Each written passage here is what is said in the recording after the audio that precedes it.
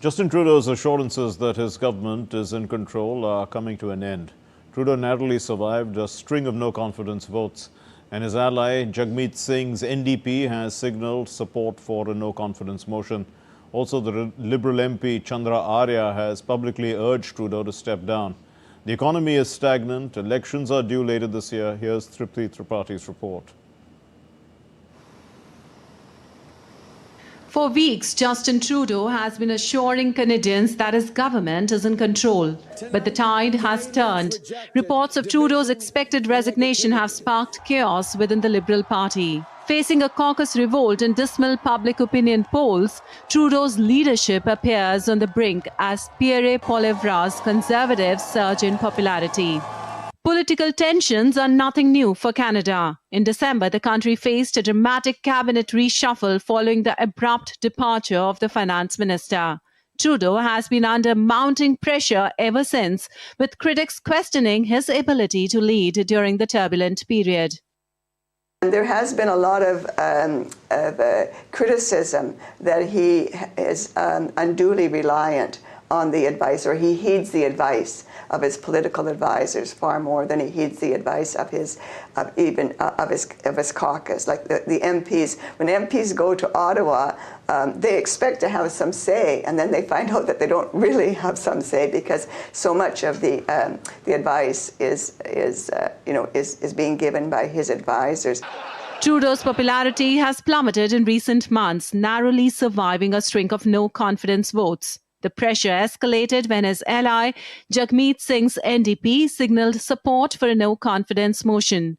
To make matters worse, Liberal MP Chandra Arya publicly urged Trudeau to step aside, further fueling the internal crisis. With the economy stagnant and poll numbers plummeting, the Liberals are in damage control. Facing the prospect of losing most of their 153 seats, the party has launched a series of pre-election ads accusing the Conservatives of planning cuts to social security programs. Yes, Trudeau's departure would leave the Liberals without a permanent leader at a critical juncture, as polls predict a sweeping victory for the Conservatives in election due by late October. With agency inputs, Tripti Tripathi, DD India. And we are happy to have with us Professor Swaran Singh. He's a foreign affairs expert from the School of International Studies, JNU, joining us. Thank you, Professor Singh. What would you call the political landscape in Canada right now? Would you say it's dynamic? Are we going to have lots of major change? Thank you, Mark. I think there is a possibility of situation becoming increasingly clearer compared to confusion being writ large for much of last year. And his tirade against India can be seen, if not causing it, at least coinciding with this whole drama unfolding and then gradually increasingly making it untenable for Justin Trudeau to continue. And of course, the anticipation now is that before the Wednesday meeting of party caucus, where he will be asked to resign, already 20 MPs of his own Liberal Party have gone public over several weeks to ask him for resigning. There was a secret letter reported asking him to resign on October 28. So I think this is something that is going to make situation relatively clearer. It's not going to solve all problems because most problems are domestic in that sense of economic deceleration, inflation, price rise, housing, healthcare, and so on. But at least in terms of the political drama that was staying in extremely fluid situation, and in last 3 weeks he was virtually not visible, not meeting media, clarifying things. If he resigns, I think situation could be relatively clearer. But he's going to resign as the party leader and not obviously as Prime Minister. Reports are that he's asking the new Finance Minister Dominic LeBlanc to step in and take that responsibility. But it's interesting, Mark, to note that anyone who becomes interim Prime Minister will lose the chance to then contest for party leadership. And in that sense, party leadership determines who will be the next Prime Minister. Right. So things are not absolutely clear, but relatively clearer compared to where they were before.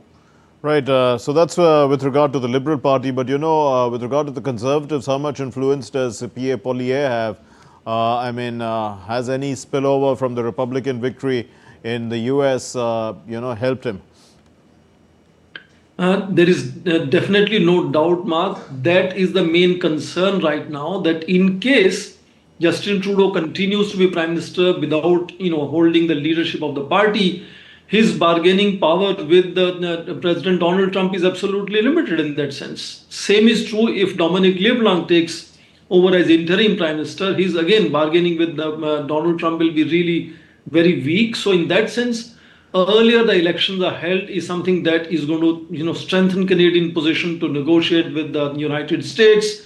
And if earlier elections happen rather than later, as October is the date, earlier elections would definitely help the Conservative Party, and we might see Pierre Poilievre taking over as the next Prime Minister with that kind of swing vote in favor, which will be actually against Liberal Party, but then will favor Conservatives, would bring back a Prime Minister perhaps with a certain stronger mandate to stand up and negotiate with President Donald Trump, who's threatening straight away with 25% added tariffs to imports from Canada.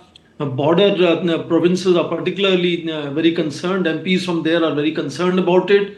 But remember, there are a whole lot of other challenges that also lie in terms of domestic economics, politics, social fabric, and so on, which is also going to be a much more serious set of challenges for anyone who takes over after Justin Trudeau, either within the Liberal Party or after elections when the Conservatives are all set to take over power. Right, and Justin Trudeau has been in power for a good 8 years or more. And is there, a leadership vacuum that will develop in the Liberal Party after he goes? That is true, that yes, he's been a long-term leader of Liberal Party and Prime Minister. But there are already some names that are floating from the Liberal Party who could be the MPs who could be trying to contest for party leadership. So that remains a possibility, and successions often do take place. It's not that, the successions have not happened before. But I think it's interesting to see who will finally, take over post Justin Trudeau, whether it is going to be within the Liberal Party, or are we going to have a snap elections being announced and possibly Liberals losing massively, given that there's a huge anti-incumbency mood in the country. And that is very likely that the Conservatives will form the government. If it is going as far as to October, then the mandate could again be divided, and maybe we'll see another coalition which will have to deal with Donald Trump from that perspective. Okay, so we have to wait for Donald Trump to take office, and then we'll see how things develop in Canada. We'll leave it there. Thank you very much, Professor Swaran Singh, for joining us.